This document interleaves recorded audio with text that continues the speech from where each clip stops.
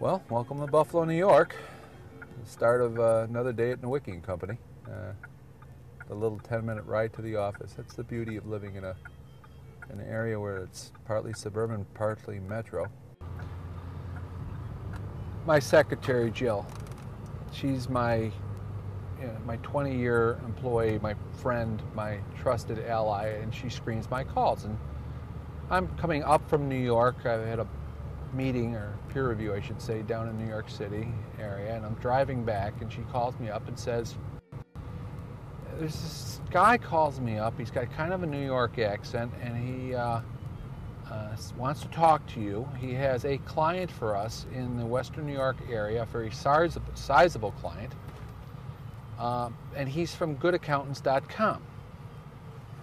And she says, I don't know, is this the real deal? Is it a come on or an advertisement? So she says, do you want to take the call or should I blow him off? I says, give me the number, I'll take the call. I've got nothing exciting to do. I'm driving from New York. It's a 400-mile drive. So I'm tooling along, and I start talking to this gentleman who's got almost kind of a New Jersey type accent.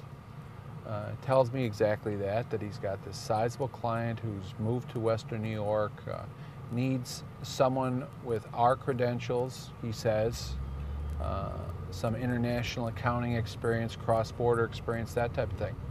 And he could have known that because our website does say that we do, and we have some international accounting experience.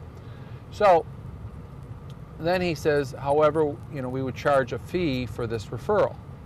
And I was almost ready to blow him off, but he says, look, just talk to the president of our company, Johanna Laurent.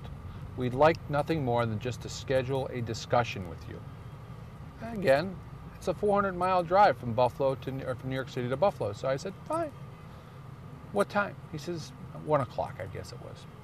I'm on the phone with Johanna, and she starts into how Good Accountants works, how they've got this great client for me, and how they've done an analysis of what we're about. And it was a nice conversation. It was very professional. It was very cordial. And I was, like every other accountant on the planet, one, skeptical, because these things don't normally happen this way. Accountants normally get their clients through referrals from a lawyer or a banker or some other business association, not from a cold call from somebody coming from out of the clear blue. And secondly, they never ask for a referral fee, or if they do, we're trained to be skeptical. That kind of caught me off guard. But I listened.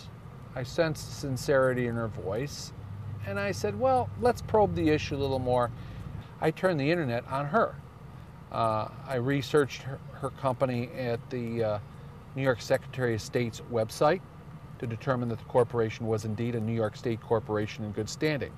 I identified who the primary officer was, which happens to be Johanna, and I found some other information out about Johanna from that website, which was neither positive nor negative. It simply identified that they do have a legitimate business.